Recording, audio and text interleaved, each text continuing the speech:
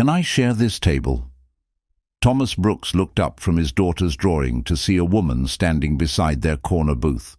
She was maybe 38, casual in a simple red t-shirt and regular denim shorts, blonde hair falling loose around her shoulders. And she had one arm. Her left sleeve hung empty, pinned neatly at the shoulder where her arm should have been. "Sure," Thomas said, gesturing to the empty side of the booth. "We're just drawing while we finish our coffee." "Thank you." The woman slid into the seat with practiced grace, setting her simple canvas bag on the table with her right hand.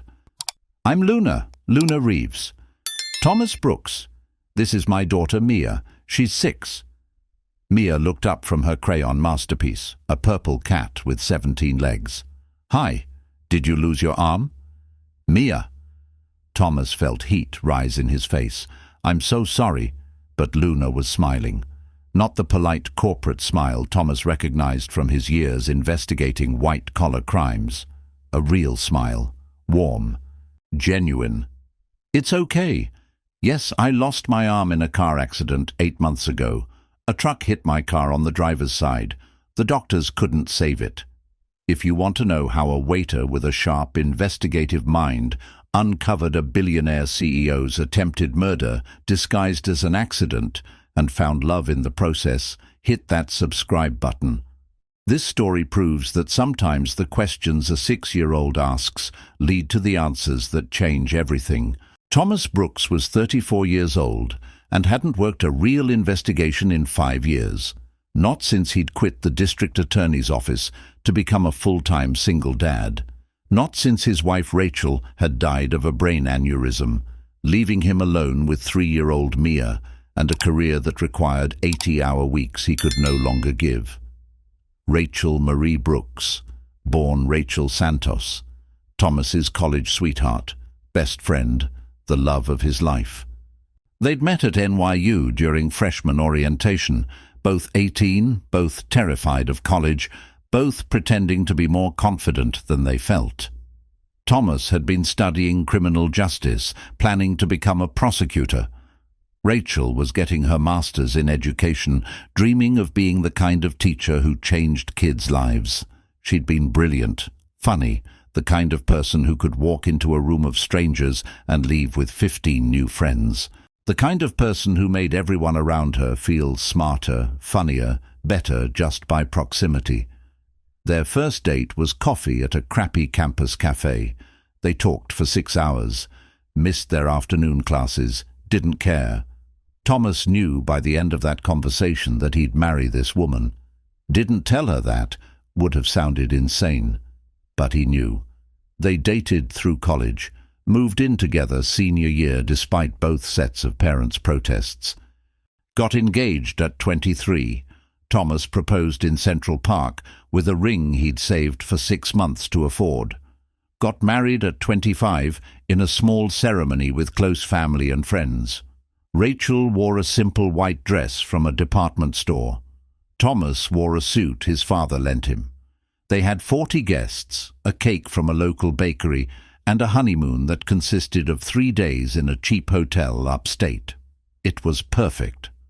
They'd lived in a tiny 1-bedroom apartment in Queens, both working entry-level jobs, Thomas as a junior prosecutor, Rachel teaching 4th grade at a public school. Money was tight. They ate a lot of pasta and discount groceries, couldn't afford cable TV, walked instead of taking cabs, didn't care. They had each other. That was enough. Rachel got pregnant when they were 27, unplanned but wanted. They'd been talking about kids, planning to wait a few more years, but life had other ideas. Rachel took the positive pregnancy test to Thomas's office during his lunch break. Stood in the doorway grinning and crying and holding the little plastic stick. "We're having a baby," she'd said. Thomas had cried. Actually cried at his desk in front of his paralegal and 2 junior lawyers. Didn't care. He was going to be a dad. Mia was born on a Tuesday in October, 8 pounds, 4 ounces. Lungs that announced her arrival to the entire maternity ward. Rachel had labored for 14 hours. Thomas held her hand the whole time. told her she was amazing, brought her ice chips, counted through contractions, felt absolutely useless and completely essential at the same time. When Mia finally arrived, Rachel had held her and cried, "She's perfect. We made a person, Thomas. An actual perfect person." Thomas had agreed, had looked at his newborn daughter and felt his entire world rearrange around this tiny human who was depending on him for everything. They'd brought Mia home to their still tiny apartment, set up a crib in their bedroom because there was nowhere else, took turns walking her during midnight crying sessions, survived on 3 hours of sleep and pure love. Rachel went back to teaching after maternity leave. Thomas worked his cases. They juggled childcare with Thomas's mother and a neighbor who babysat. It was exhausting. It was chaos. It was perfect. Mia was 3 when everything ended. Rachel had been at work. Tuesday afternoon, November. She was helping students with a science project when she said her head hurt, sat down at her desk. One of the kids ran to get another teacher. By the time help arrived, Rachel had collapsed. Brain aneurysm, catastrophic rupture, the kind that kills instantly or leaves you brain dead. Rachel never regained consciousness. The school principal called Thomas at work. "Mr. Brooks, there's been an accident. Your wife collapsed. Ambulance is taking her to Mount Sinai. You should come now." Thomas remembered that call with perfect clarity, the principal's carefully neutral voice, the way his hands shook holding the phone, the sprint to his car, the drive to the hospital where he ran 3 red lights and didn't care if he got pulled over. He arrived at the ER to find organized chaos, nurses running, doctors shouting orders, someone pushing a crash cart, and in the middle of it all, Rachel on a gurney, unresponsive, machines beeping, medical personnel surrounding her. Thomas tried to get to her. A nurse stopped him. "Sir, you need to wait. They're working on her." "That's my wife. That's Rachel. I know. But right now the best thing you can do is let the doctors work, please. Wait room is this way." Thomas had sat in that waiting room for 3 hours, called his mother to pick up Mia from preschool, told her there'd been an accident but didn't have details yet, tried not to think the worst, failed miserably. A doctor finally came out. Young woman, maybe 30, with exhausted eyes and blood on her scrubs. Thomas knew before she spoke. You could see it in her face. "Mr. Brooks? Is she—" "I'm so sorry. We did everything we could. The aneurysm was massive. She didn't suffer. She was gone before she even hit the floor." Thomas heard the words, understood them intellectually, couldn't process them emotionally. Rachel was dead. Rachel, who'd been alive and laughing this morning. Rachel, who'd kissed him goodbye and told him to remember to pick up milk on the way home. Rachel, who was supposed to grow old with him. Impossible. "Can I see her?" His voice sounded wrong, distant, like someone else was speaking. They let him into the room. Rachel lay on the bed looking exactly like she always did. Peaceful, beautiful, like she was sleeping. Thomas took her hand. Still warm. How could she be warm if she was dead? "I don't understand," he told the doctor. "She was fine this morning. We had breakfast. She helped Mia find her shoes. She was fine. Aneurysms are like that. No warning. Nothing you could have prevented. A weak spot in a blood vessel that suddenly ruptures. She wouldn't have felt pain, wouldn't have known. She just slipped away." Thomas sat with Rachel's body for an hour, held her hand, told her he loved her, apologized for every fight they'd ever had, every time he'd worked late, every moment he'd taken for granted, made promises he'd never be able to keep, asked questions that had no answers. Eventually, a nurse came in gently. "Mr. Brooks, we need to... There are forms, arrangements. I'm sorry." Thomas signed papers he didn't read, made decisions he couldn't process, called his mother back and said the words that made it real. "Mom, Rachel's dead." Then he drove to his mother's house to pick up Mia, 3 years old, playing with blocks in the living room, happy, innocent, about to have her world destroyed. Thomas knelt down beside her. "Mia, sweetie, Daddy needs to tell you something sad." "Where's Mommy?" "Mommy got very sick today, and the doctors tried to help her, but they couldn't. Mommy died, baby. She went to heaven." Mia looked confused. "When is she coming back?" "She's not coming back, sweetheart. When people die, they don't come back. But she loves you so much, and she's watching over you from heaven, and Daddy's here. Daddy's always going to be here." Mia started crying. Thomas picked her up and held her while they both sobbed. His mother cried in the doorway. The world felt like it was ending. Maybe it was. The world with Rachel in it was over. Now there was just this new horrible world, where Thomas was a widower, and Mia was half-orphaned, and nothing would ever be okay again. The funeral was a blur. Hundreds of people. Rachel's students, their parents, colleagues, friends. Everyone saying how sorry they were, how Rachel had been special, how unfair this was. Thomas stood there holding Mia, nodding, accepting casseroles and condolences while feeling absolutely nothing, numb, hollow, like someone had scooped out his insides and left only a shell. The DA's office gave him bereavement leave, 6 weeks, told him to take his time. His supervisor, Margaret Chen, had been understanding. "Family first, Thomas. The cases will be here when you're ready." But Thomas wasn't ready, not after 6 weeks, not after 6 months, not ever really, because going back to work meant 70-hour weeks, late nights reviewing evidence, weekends preparing for trial, being on call 24/7, leaving Mia with babysitters more than with her actual parent. And Mia had just lost her mother. Thomas couldn't make her lose her father too, not to death, but to absence. So he quit. Resigned at 29 with a stellar record, a promising career, and absolutely no regrets. "I need to be present for my daughter," he'd told Margaret. "I can't do that working these hours. I'm sorry." Margaret had understood. "You're making the right choice. Mia needs you more than we do. But Thomas, you're one of the best investigators I've ever worked with.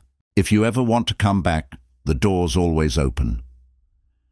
Thomas had thanked her and walked away from the career he'd spent his 20s building. No plan, no prospects.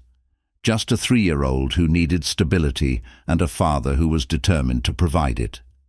He'd taken a job as a waiter at the Morning Brew, an upscale cafe near his apartment. The pay was terrible. The hours were demanding but predictable. Morning shift, 6 a.m. to 2 p.m. Home by 3 to pick up Mia from preschool. Evenings free for dinner, bath time, bedtime stories, all the parenting moments that actually mattered. The work was mindless after years of complex legal investigations.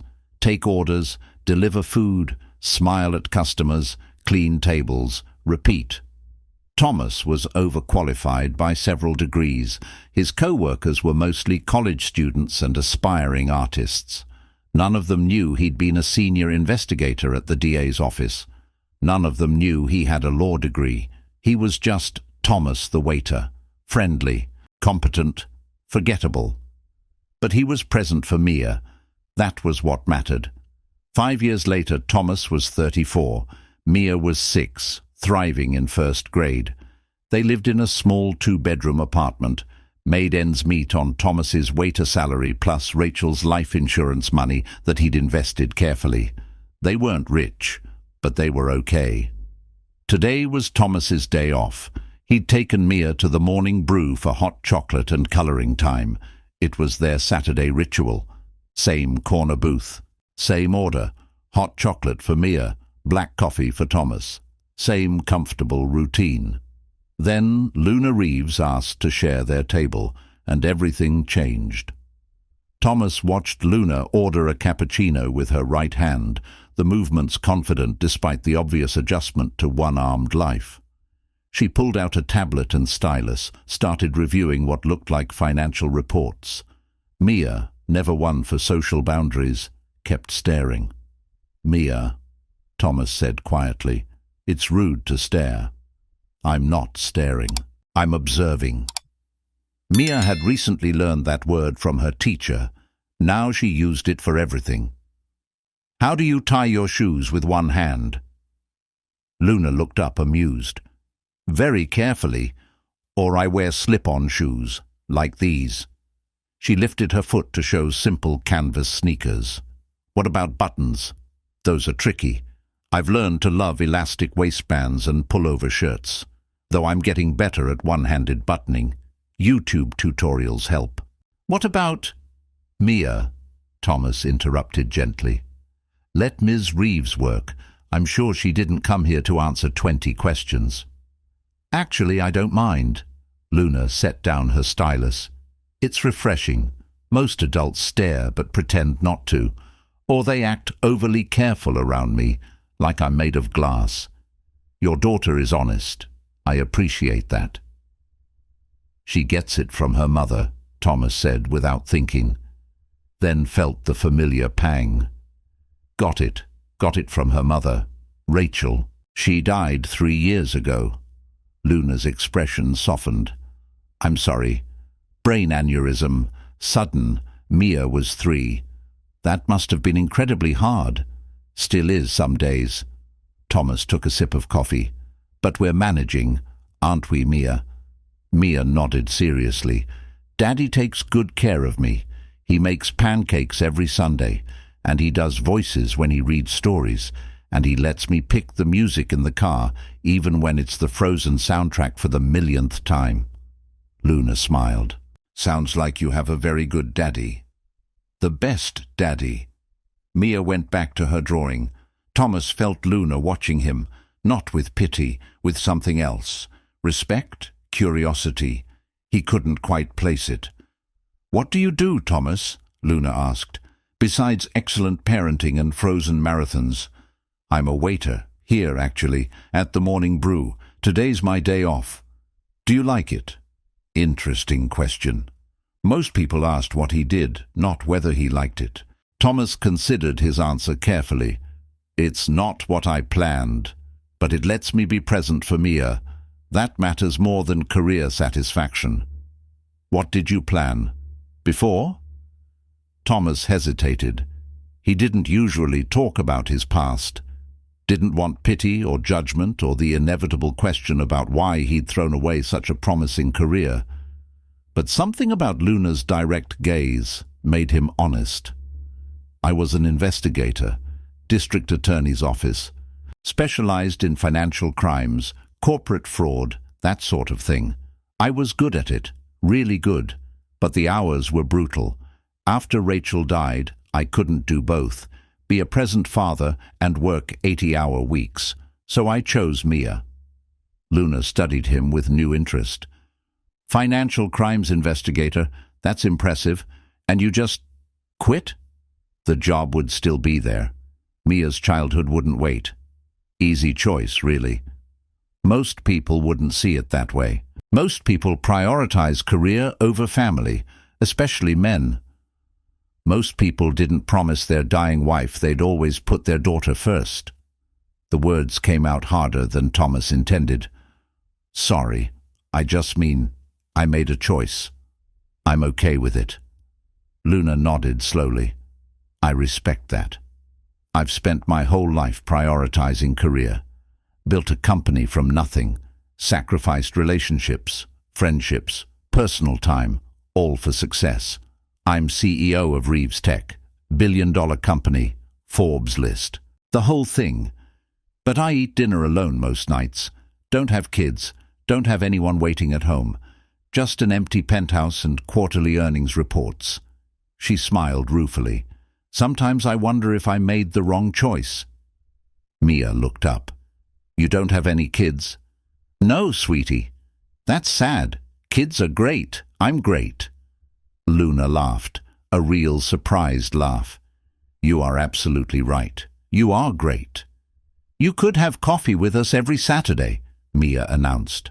Then you wouldn't be lonely, and you could tell us about your arm, and we could tell you about Frozen. It's a fair trade. Thomas felt his face flush. Mia, you can't just invite strangers to— I'd like that, Luna said, looking directly at Thomas. If it's okay with your dad. Thomas found himself nodding. Sure, every Saturday, same time, same booth. And that's how it started. Luna came back the next Saturday, and the Saturday after that. It became routine. Luna would join them at the corner booth.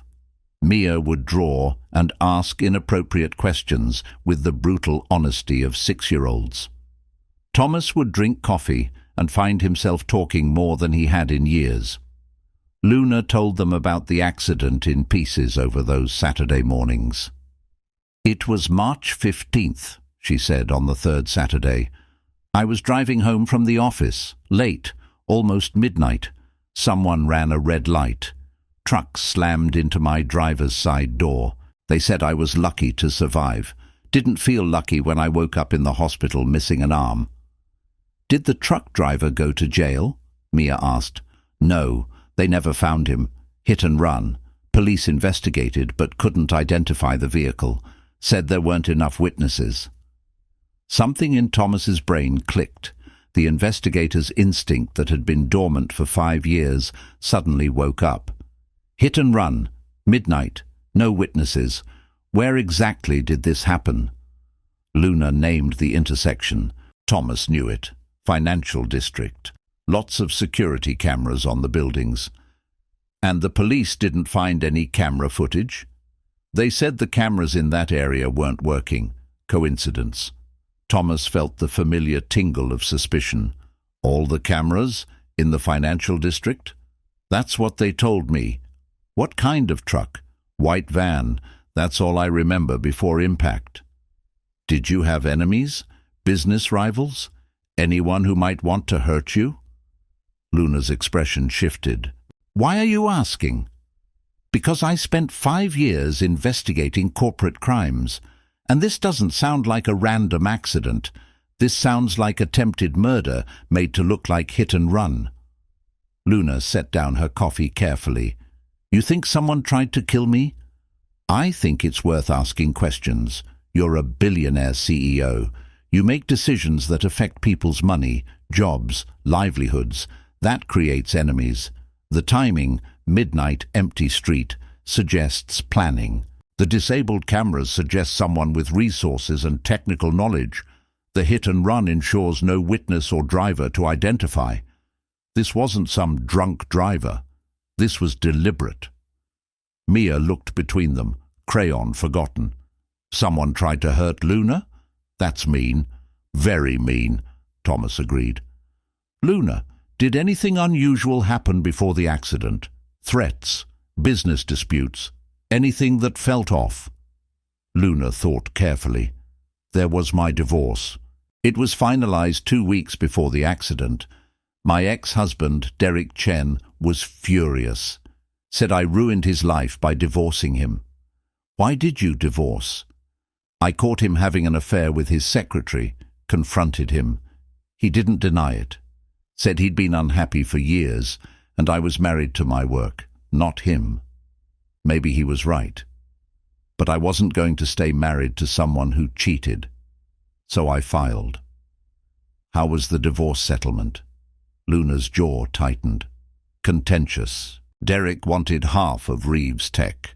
Said he'd supported my career early on, deserved compensation. I argued that he'd joined the company after it was already profitable, contributed nothing to its success. Judge agreed with me. Derek got $5 million cash. I kept the company. He was livid. Thomas felt pieces clicking into place. Angry ex-husband, bitter divorce, contested company ownership. And 2 weeks later, Luna loses an arm in a suspicious accident. Luna, do you still own 100% of Reeves Tech? 90%. I sold 10% to investors years ago for capital. What happens to your shares if you die? Luna froze. They transfer according to my will, which I updated after the divorce. Everything goes to charity. Derek gets nothing. And if you're incapacitated, unable to run the company, there's a succession clause. Board of Directors votes on interim CEO, but I'd maintain ownership unless I'm declared legally incompetent. Who's on your board? 6 members. 3 I appointed. 3 represent the investors. Is Derek on the board? No, but his best friend Gregory Marsh is. Gregory represents one of the major investors. Thomas's investigative mind was racing now, pieces forming patterns. Derek wanted the company. Divorce denied him that. Murder would trigger the will, everything to charity.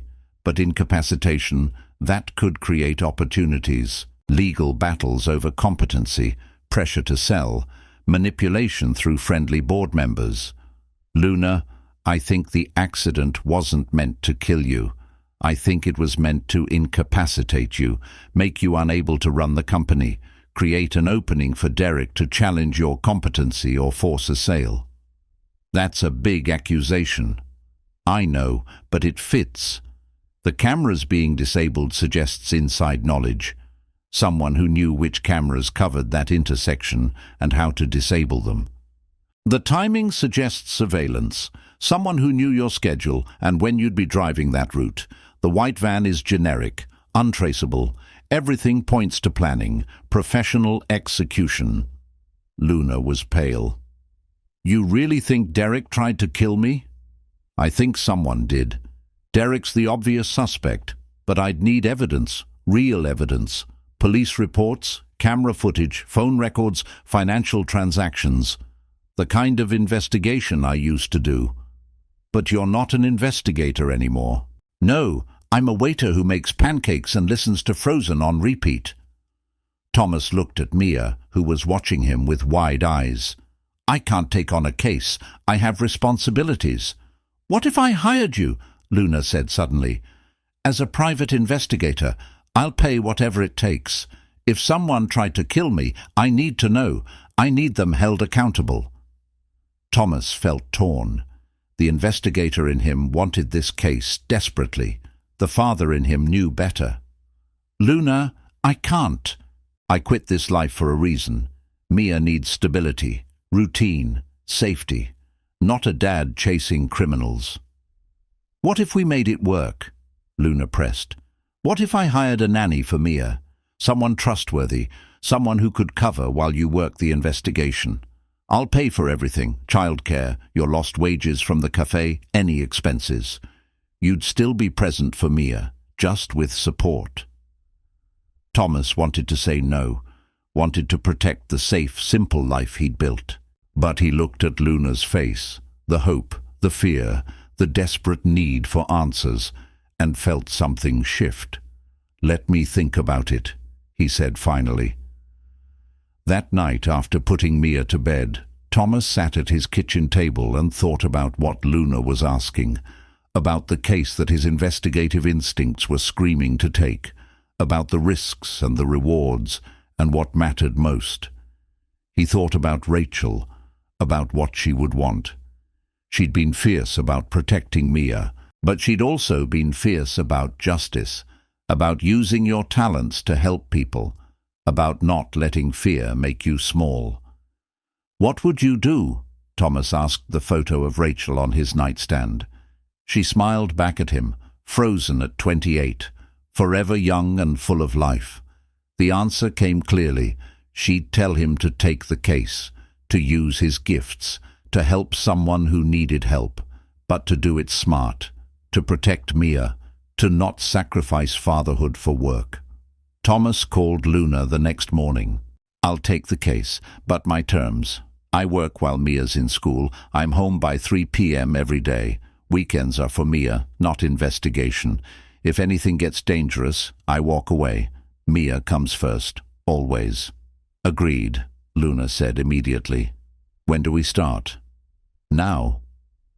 Thomas started where all investigations start, with the police report. Luna provided copies. 3 pages of bureaucratic language that said almost nothing. Thomas read through them carefully at his kitchen table after putting Mia to bed, seeing exactly what he expected. Minimal investigation, no leads, case closed as hit and run with unknown perpetrator. The report was dated March 16th, 1 day after the accident, filed by Detective Robert Shaw, NYPD Traffic Division. The language was perfunctory, almost template, like Shaw had filled in the blanks on a form rather than conducting an actual investigation. Incident: motor vehicle collision, March 15th, 11:47 p.m., intersection of Wall Street and Water Street. Victim: Luna Reeves, age 37, driver of 2022. Tesla, Model S, struck by unknown vehicle, white van, fled scene. Victim transported to Mount Sinai Hospital with severe injuries, including traumatic amputation of left arm. Investigation: canvassed scene for witnesses, none located. Reviewed security camera footage, cameras disabled, no usable footage. Searched for vehicle debris, none recovered. No suspect vehicle located, no leads at this time. Case classification: hit and run, unknown perpetrator. That was it. 3 pages, no follow-up interviews, no canvass of nearby businesses, no traffic camera review, no attempt to track down white vans matching the description. Nothing. Thomas knew how traffic investigations worked. He'd worked with the traffic division on dozens of cases during his DA years. This wasn't how they operated. Even routine hit-and-runs got more attention than this. Someone had made sure this case went nowhere, but Thomas knew how to read between the lines. The report mentioned disabled security cameras but didn't question how or why. That alone was suspicious. Security cameras don't just fail, especially not multiple cameras in the financial district. Those systems were professionally maintained, redundantly backed up, monitored 24/7. For all of them to be disabled simultaneously suggested deliberate sabotage. The report mentioned a white van, but didn't canvass local traffic cameras or toll booths. Thomas knew there were dozens of traffic cameras within a mile radius. Toll cameras on every bridge and tunnel out of Manhattan. If someone had really wanted to find that van, they could have. The report mentioned no witnesses, but didn't interview businesses in the area that might have been open. The financial district had cleaning crews, security guards, late-night workers. Someone had to have seen something. This wasn't just lazy investigation. This was deliberately limited investigation. Someone had made sure the case went nowhere, and Thomas needed to find out who and why. Thomas started making calls. Old contacts from the DA's office, cops he'd worked with, people who owed him favors or respected his skills. He got access to the traffic camera records, spent hours reviewing footage from surrounding streets. Found something the police report claimed didn't exist. A white van, captured on a camera 2 blocks away, license plate partially visible. Thomas ran the partial plate, found 12 possible matches, cross-referenced them with financial records, who owned white vans in the city, who had connections to Derek Chen, who had technical skills to disable security systems. One name appeared: Marcus Wade, registered owner of a white van matching the description, former IT security specialist. Current employment: Chen Technologies, Derek's new company, founded 3 months after the divorce. Thomas felt the familiar thrill of pieces fitting together. Derek's employee, technical skills to disable cameras, access to a white van, employed 3 months after the divorce, suggesting recent hire specifically for this job. He dug deeper, found Marcus's financial records, a $50,000 deposit 2 days before the accident. Source: Shell Corporation, traced back to Chen Technologies. Blood money, payment for attempted murder. But Thomas needed more, needed irrefutable proof, needed the kind of evidence that would stand up in court and put Derek behind bars. He started surveillance on Marcus Wade. This was the tricky part. Thomas had to do this while Mia was in school, be home by 3 p.m., maintain his normal routine while secretly following a potential murderer. Thomas borrowed equipment from an old friend at the DA's office: GPS tracker, long-range camera, burner phones. The tools of surveillance work. Felt familiar in his hands despite 5 years away. He tracked Marcus for a week, learned his patterns. Marcus lived in a studio apartment in the Bronx, worked 9 to 5 at Chen Technologies, a startup founded by Derek Chen 6 months ago, grabbed lunch at the same deli every day, hit the gym 3 evenings a week, seemed like a normal, boring life, except on Thursdays. Every Thursday, Marcus left work an hour early, drove to a storage facility on the outskirts of Queens, stayed for exactly 2 hours, then left. Thomas followed him the first Thursday, watched from a distance as Marcus entered Unit NUP 237 with a duffel bag, came out 2 hours later with the duffel bag and a large trash bag. Threw the trash bag in a dumpster behind a convenience store 3 blocks away. Thomas waited until Marcus left, then checked the dumpster, found cleaning supplies inside the trash bag: heavy-duty bleach, industrial-strength cleaner, scrub brushes, all used, all reeking of chemicals. Someone was cleaning something that needed industrial chemicals and weekly maintenance. The next Thursday, Thomas was ready.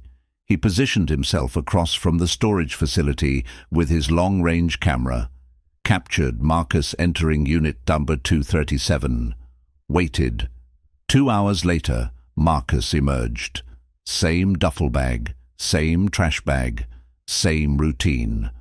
Thomas waited 30 minutes to make sure Marcus was gone, then approached Unit number 237.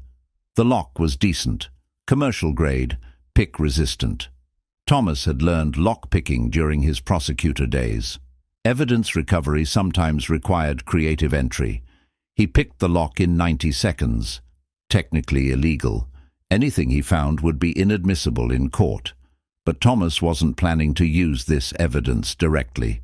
He just needed to know what he was dealing with, needed confirmation before bringing in official channels. The storage unit was 10 feet by 15 feet, dimly lit by a single bulb, and in the center, covered by a tarp, sat a vehicle. Thomas pulled back the tarp. White van, Ford Transit, recently repainted. Thomas could smell the fresh paint. New license plates, New Jersey registration, likely fake. But underneath the cosmetic changes, the bones of the vehicle told the story. Thomas found the VIN plate, ran his finger over the stamped numbers, pulled out his phone and compared it to his list of possibles from the traffic camera footage. Match. This was the van that had hit Luna. Thomas pulled out his camera, started documenting, photographed the VIN from multiple angles, the fresh paint job, the new plates, every detail. Then he searched the interior. Marcus had done a thorough job cleaning. The seats had been shampooed, the floors scrubbed, the dashboard wiped down. Everything smelled of bleach and industrial cleaner. But Thomas knew something Marcus apparently didn't. Blood is almost impossible to completely remove. It seeps into cracks, soaks into upholstery, leaves traces that survive even aggressive cleaning. Thomas had brought a UV flashlight, the kind forensics teams use to detect biological fluids. He clicked it on and swept it across the interior. The van lit up like a crime scene, blood patterns everywhere. Driver's side door showed impact spatter, consistent with striking a person. The windshield had been replaced, but the frame showed traces. The floor mats had been removed, but the carpet underneath glowed with fluorescent traces.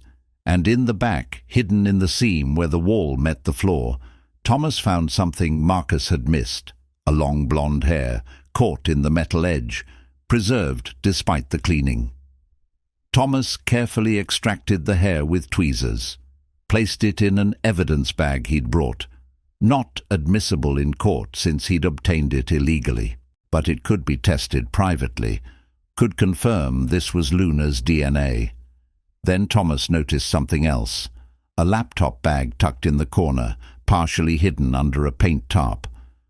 Thomas opened it, found a laptop, older model, password protected, but also found papers, printed emails, text message transcripts, all the communication between Marcus and Derek. Marcus had kept insurance, proof that Derek had hired him, probably planning to use it for blackmail or protection if things went south. Criminals often did that, kept evidence against their employers in case they needed leverage. Thomas photographed every page, every email, every text, built a complete digital record of the conspiracy. Then he put everything back exactly as he'd found it, recovered the van with the tarp, locked the storage unit, left no trace that he'd been there. He had what he needed. Now he needed to make it official. Thomas called his old contact at the DA's office, Margaret Chen, his former supervisor. "Margaret, it's Thomas Brooks. I need a favor."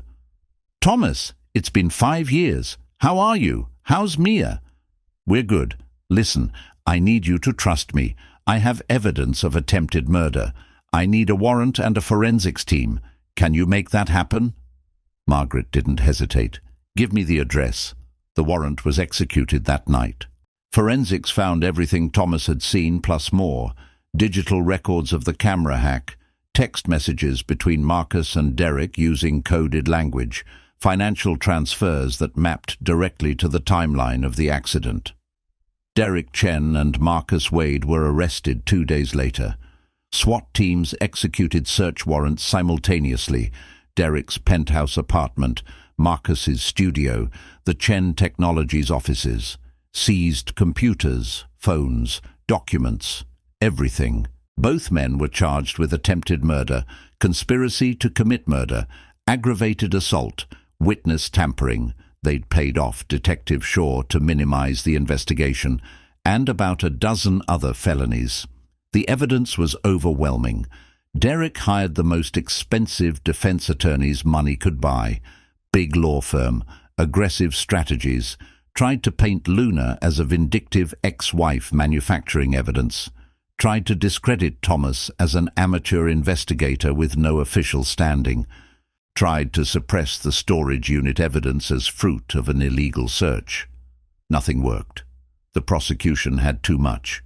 Traffic camera footage showing Marcus's van, financial records showing the payments, email communications planning the attack, the disabled security cameras with digital fingerprints leading back to Marcus's IT expertise.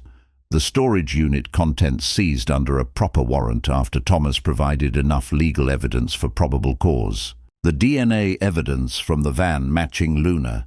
The printed communications Marcus had kept as insurance. Marcus flipped first. 2 weeks after arrest, his public defender negotiated a deal. Full cooperation. Complete confession, testimony against Derek. In exchange, attempted murder charge dropped to aggravated assault. 15-year sentence with parole eligibility after 10. Marcus gave them everything, testified that Derek had approached him 6 months after the divorce, offered him $50,000 to solve a problem, wanted Luna incapacitated but not killed. Murder would trigger her will, leaving everything to charity, but serious injury would create opportunity. Derek said if she couldn't run the company, the board would have to intervene, Marcus testified. He had a friend on the board, Gregory Marsh. The plan was to use Luna's injuries to question her competency, force her to sell her shares. Derek would buy them at a discount through shell corporations, get the company he thought he deserved. Derek's attorneys tried to cross-examine, tried to paint Marcus as a liar, trying to save himself. But the financial records backed up every claim. The emails showed Derek's involvement. The plan was documented in digital detail. Derek finally pled guilty. Even his expensive lawyers couldn't argue against the evidence. He negotiated for 25 years in exchange for avoiding trial. Marcus got his 15-year deal finalized. The sentencing hearing was 3 months after the arrests. Luna testified, told the judge about the accident, the injuries, the loss of her arm, the months of recovery, about the nightmares and the fear and the way she'd looked over her shoulder for months, wondering if someone would try again. "They didn't just try to take my life," Luna said, her voice steady but emotional. "They took my sense of safety, my trust in the world. They took my arm, my ability to do simple things I'd always taken for granted. Typing, cooking, hugging someone with both arms. All gone. I've adapted. I've survived. But I'll never get back what they took." Luna looked directly at Derek, her ex-husband, the man she'd loved, who'd betrayed her with infidelity and then tried to destroy her with violence. "You couldn't stand that I was more successful than you," Luna said, "that I built something bigger than you could imagine, that I didn't need you. So you tried to take everything from me, my company, my independence, my body, my life. You failed. I'm still here. I'm still running my company. I'm still successful. And I've found something you never gave me, actual love. A man who protects me instead of trying to destroy me. A family that values me for who I am, not what I own. You took my arm, but you gave me clarity about what actually matters. So in a way, I should thank you. You've shown me that I'm stronger than I ever knew." Derek sat stone-faced. His lawyers had advised him not to react. But Thomas saw it, the flash of rage in Derek's eyes, the realization that he'd lost, that Luna had won. The judge sentenced Derek to the maximum. 25 years, no parole eligibility for 20. Marcus got his 15 years with parole after 10. Gregory Marsh, the board member who'd been part of the conspiracy, was arrested separately. Charged with conspiracy and securities fraud, got 10 years. Luna's company board was restructured. Clean slate. New members who actually cared about the company, not schemes. Justice was served. Luna was safe. The people who'd tried to destroy her were in prison for decades. After the sentencing, Thomas, Luna and Mia went out for ice cream. Normal, simple, celebratory in a quiet way. "It's over," Luna said, watching Mia attack a triple scoop cone. "Really over. They can't hurt me anymore." "No," Thomas agreed. "They can't. And if anyone else tries, they'll have to go through me first." "My hero." Luna smiled, leaned over and kissed him. Again. Thomas had saved Luna twice now, once by investigating, once by loving her. Both were equally important. Luna testified at the sentencing hearing, told the judge about losing her arm, about the pain and the months of physical therapy and learning to live differently, about the nightmares, about looking over her shoulder constantly wondering if someone would try again. "They didn't just try to take my life," Luna said. "They took my sense of safety, my trust, my body. I'll never get my arm back. But I got something else. I got answers. I got justice. And I got that because one man cared enough to ask questions when everyone else accepted easy answers. Thomas Brooks gave me back my life, not the arm, but the life, the knowledge that I'm safe now, that the people who hurt me will pay. That matters more than anything." The judge sentenced Derek to the maximum, 25 years, no parole eligibility for 15. After the trial, Luna took Thomas and Mia to dinner at the most expensive restaurant in the city. Mia wore her fanciest dress. Thomas wore the one suit he owned, bought for Rachel's funeral and never worn since. Luna wore a beautiful flowing dress with one sleeve tailored perfectly. "I can't thank you enough," Luna said over champagne, sparkling cider for Mia. "You didn't have to help me. You'd walked away from this life. But you came back. You risked everything to find the truth."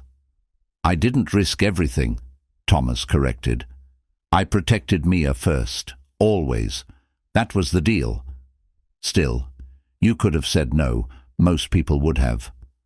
Thomas looked at Mia, who was very seriously explaining to the waiter why purple should be an ice cream flavor. "You asked for help. I was able to give it.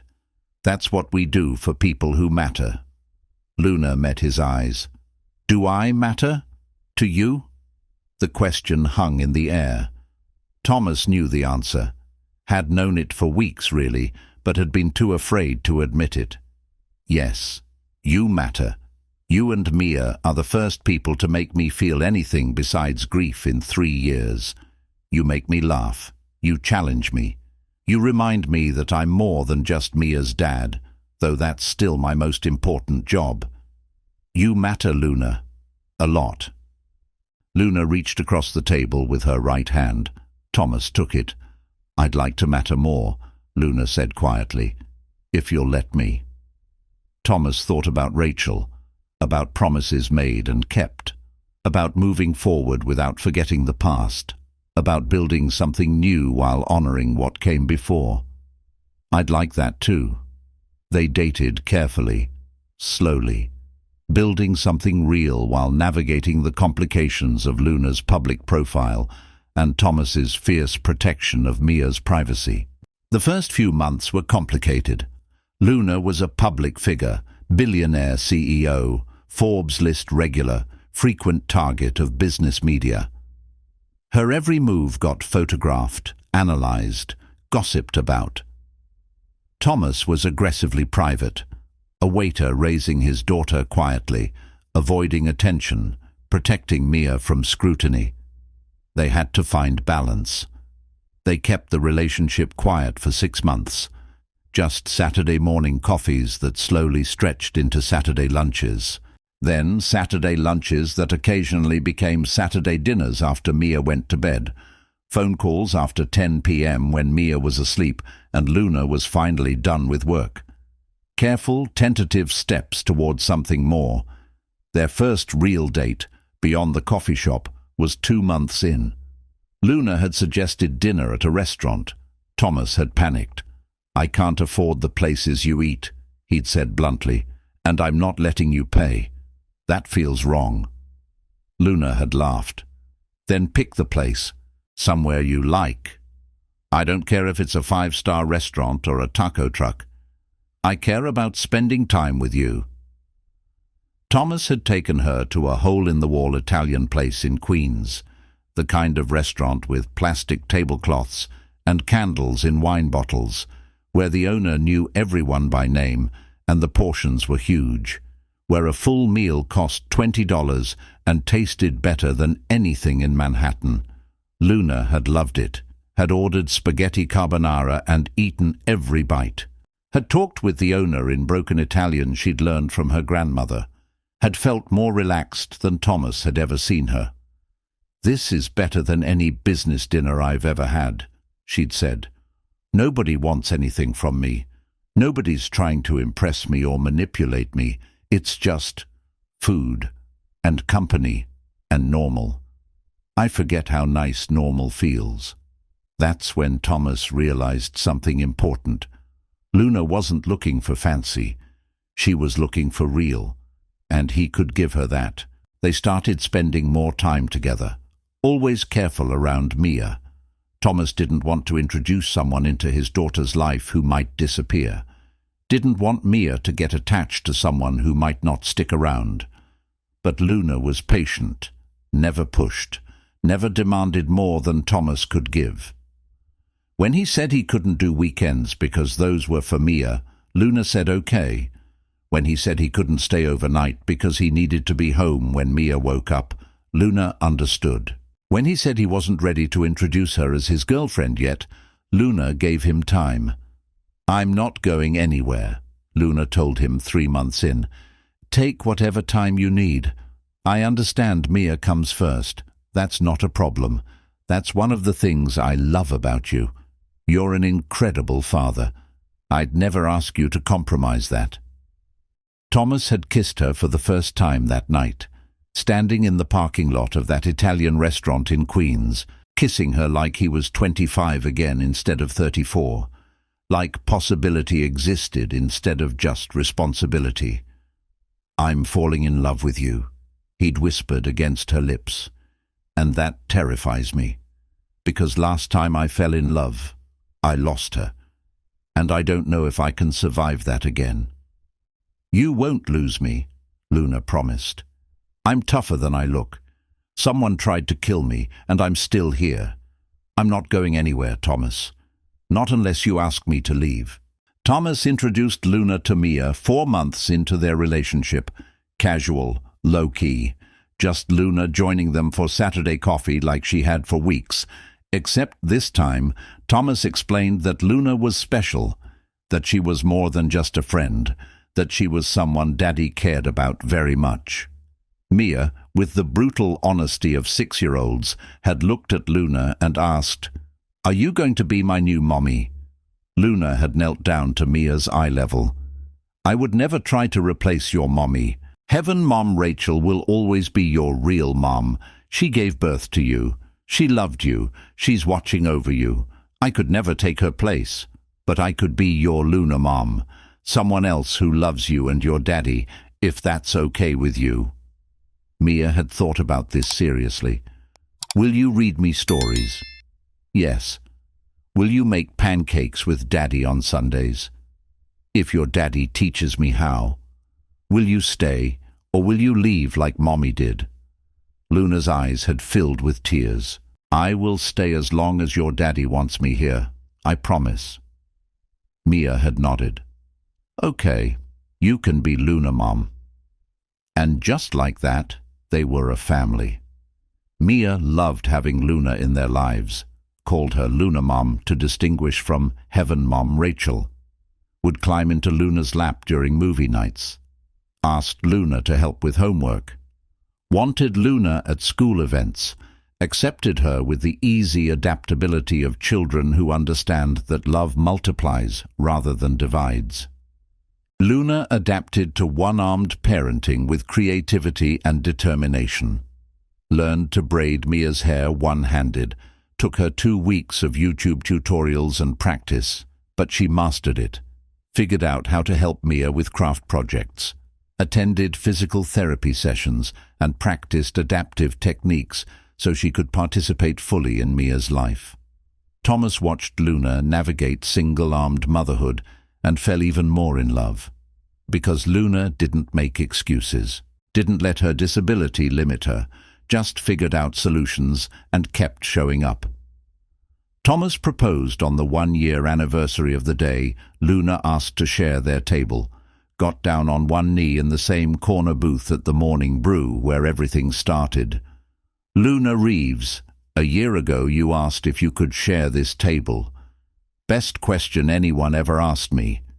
You brought light back into my life. You reminded me that I could be more than grief. You loved my daughter like she was yours. You let me protect you without making me feel less for choosing fatherhood over career. You're brilliant and strong and kind and everything I didn't know I needed. Will you marry me?" Luna said yes through tears. The wedding was small but perfect. 100 guests, close friends, family, colleagues who'd become friends. The ceremony at the morning brew, the cafe where everything started. The owner had been thrilled to host, decorated the space with flowers and lights, created a magical atmosphere in the place that had witnessed their first conversation.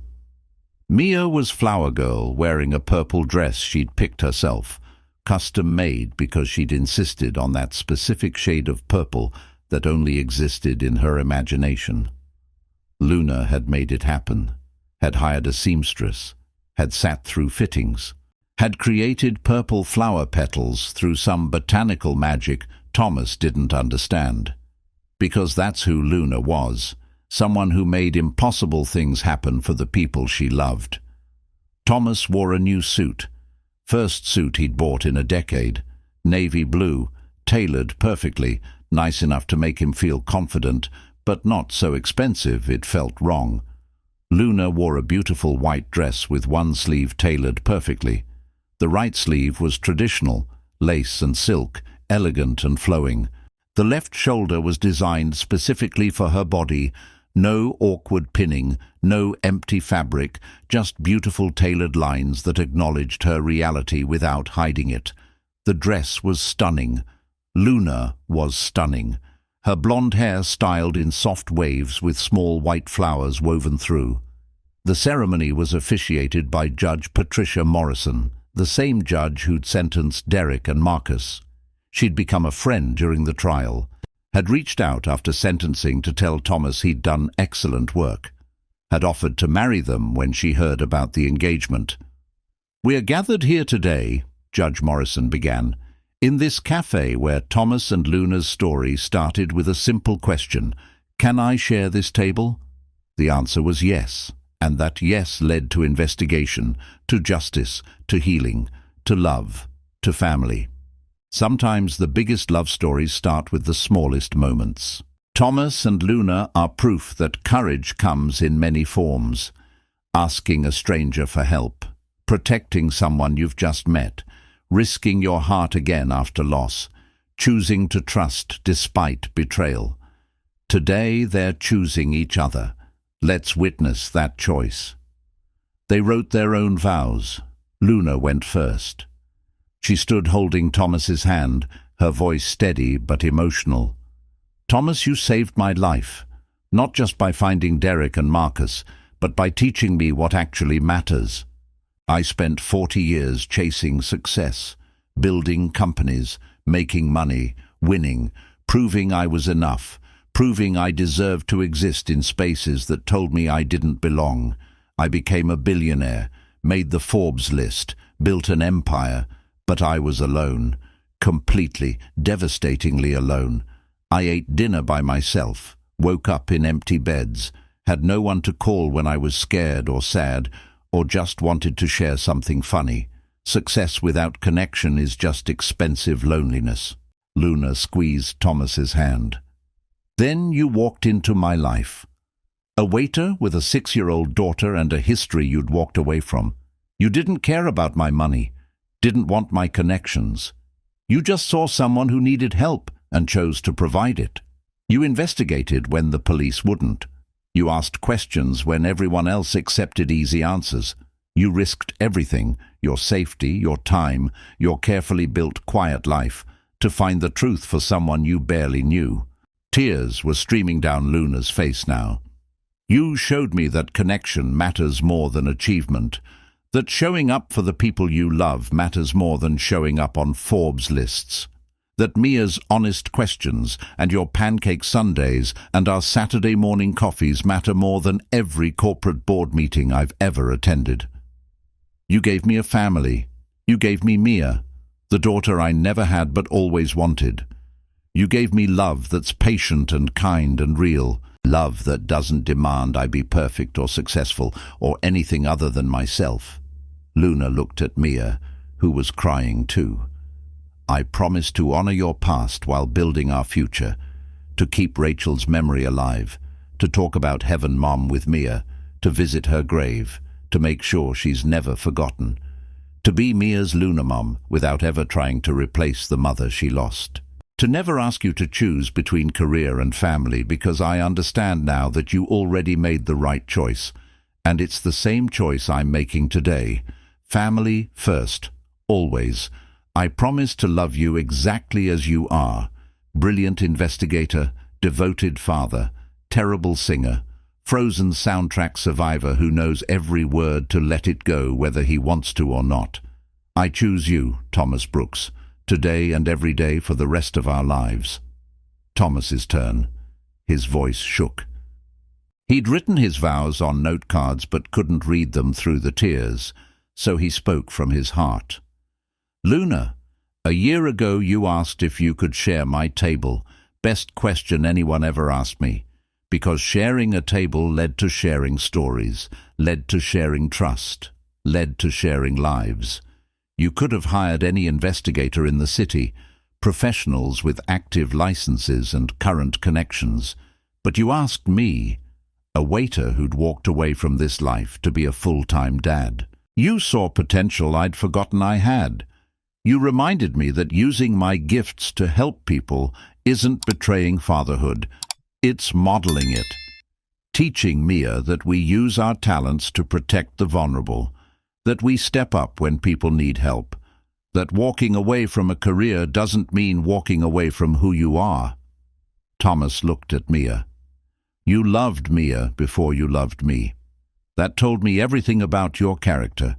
You knelt down to talk to her at eye level. You answered her inappropriate questions with honesty and grace. You learned to braid hair one-handed so she could have ponytails like the other girls. You attended school plays and parent-teacher conferences and made her feel like she mattered. Not because she was my daughter and you were trying to impress me, but because she's an amazing kid who deserves to be seen. Thomas turned back to Luna. You respected Rachel's memory, never competed with a ghost, never asked me to forget her or pretend she didn't exist. You made space for yourself in our lives without demanding we erase what came before. You understood that love doesn't replace, it adds. That Mia could have a Heaven mom and a Luna mom. That I could love you without betraying Rachel. That moving forward doesn't mean forgetting the past. He took a shaky breath. I promise to keep you safe, to investigate when you need answers, and listen when you just need presence. To be your partner, not your employee or your bodyguard or your project, but your equal partner who chooses you every single day. To build a life where Mia sees healthy love, where she understands that family comes in many forms, where she knows that losing someone doesn't mean you can't find someone else, that loving again doesn't diminish what came before. I choose you, Luna Reeves, today and always. They were pronounced married, kissed while everyone cheered. It was a good kiss, the kind that made the guests awe and made Mia say, "You, gross," while secretly smiling, the kind that felt like a beginning. Mia threw purple flower petals, special ordered because they don't exist naturally, but Luna had made them happen anyway through some combination of fabric, glitter and determination. Photographers captured the moment, Thomas lifting Luna with one arm while she laughed, kissing her while Mia danced between them throwing petals. A family, complete. 5 years later, they sat in their backyard watching Mia, now 11, practice soccer in the late afternoon sun. Their house was in the suburbs, not a mansion despite Luna's wealth, but a comfortable 4-bedroom with a big yard and a swing set. Normal, deliberately normal, because after everything they'd been through, normal felt like luxury. Luna coached from the sidelines with adapted techniques she'd learned for one-armed activities. She'd gotten remarkably good at it, using a whistle, clipboard balanced on her knee, shouting encouragement that made 11-year-olds run faster. She'd joined adaptive sports organizations, had become an advocate for one-armed athletes, had used her platform to push for better prosthetics research and accessibility, but right now she was just Mia's Luna mom, cheering from the sidelines. Thomas grilled burgers on their patio, wearing an apron that said, "Dad Jokes Loading," that Mia had given him for Father's Day. He kept an eye on their 2-year-old twin boys, Ryan and Cole, who were supposed to be playing with sidewalk chalk, but were actually eating it. Parenthood was chaos. Thomas loved every minute. Luna had balanced work and family in ways that would have seemed impossible 5 years ago. She'd hired a brilliant COO, a woman named Sarah Martinez, who ran day-to-day operations at Reeves Tech with efficiency and vision. Luna focused on strategy, big-picture decisions, the kind of work that could be done in 20 hours a week instead of 80. She'd discovered that stepping back didn't mean losing control. It meant trusting others and making space for life. The company thrived, profitability increased, innovation accelerated. Turned out a CEO who had work-life balance made better decisions than one running on no sleep and constant stress. Luna attended school plays now, made pancakes on Sunday mornings, knew the names of Mia's friends and Ryan's favorite cartoon and Cole's obsession with trucks, discovered that life was richer measured in moments, Mia's goals, the twins' first words, Thomas's terrible dad jokes, not quarterly earnings. Thomas had returned to investigation work, not full-time, but consulting. He'd gotten his private investigator license, took cases that interested him, worked mostly from home office while the kids were in school, maintained his presence for the kids while using his gifts to help people. Found balance Rachel would have been proud of. He specialized in cases like Luna's, attempted murders disguised as accidents, corporate conspiracies, financial crimes targeting vulnerable victims. Used his prosecutor background and investigative instincts to find truth when police gave up. Got paid well for it, not billionaire money, but comfortable, enough to contribute to the household, enough to feel useful. But more importantly, he was home by 3 p.m. every day, was at every school event, every doctor's appointment, every bedtime, being present for his kids while also being himself. The balance he'd thought was impossible turned out to be achievable when you had a partner who valued presence as much as you did. "I never thought I'd have this," Luna said, watching Mia score a goal. "A husband, children, a family that actually feels like family.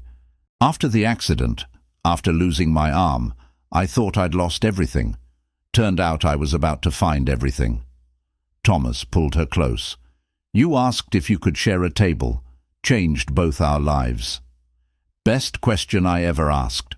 Mia ran over. "Did you see my goal?" "I saw it. That footwork was incredible." Luna high-fived her. "Can we get ice cream?" "Absolutely. Tell your brothers we're going for ice cream after practice." Mia ran off. The twins babbled for attention. Thomas picked up Ryan while Luna grabbed Cole, her prosthetic arm, worn only sometimes for specific tasks, making the lift easier. "Thank you," Thomas said softly. "For what?" "For asking to share that table, for trusting me with your case, for loving Mia, for giving me permission to be more than just a waiter, for building this family, for proving that loss doesn't mean life is over, it just means life is different." Luna smiled. "You saved my life twice. Once by catching Derek. Once by reminding me what life was actually for. That's more than ice cream." They sat together watching their family. Mia celebrating with teammates, the twins babbling happily, the life they'd built from a simple question at a coffee shop. Thomas had walked into that cafe expecting a routine Saturday. Got a case, got answers, got justice, got love. Sometimes the person asking to share your table is actually asking to share your life. Sometimes saying yes to a simple question means saying yes to everything that follows. Thomas and Luna had found that. Had built a life on honesty and trust, and the kind of love that makes room for the past while building the future. They'd proved that happy endings aren't about having perfect lives. They're about having honest ones. About asking hard questions and accepting complicated answers, about using your gifts to help people and letting people help you back. Thomas had been a brilliant investigator who became a waiter, who became an investigator again. Luna had been a lonely CEO who lost an arm and found a family. Mia had lost a mother and gained another one. Their story started with, "Can I share this table?" The answer was yes, to the table, to the investigation, to the love, to the life, always yes.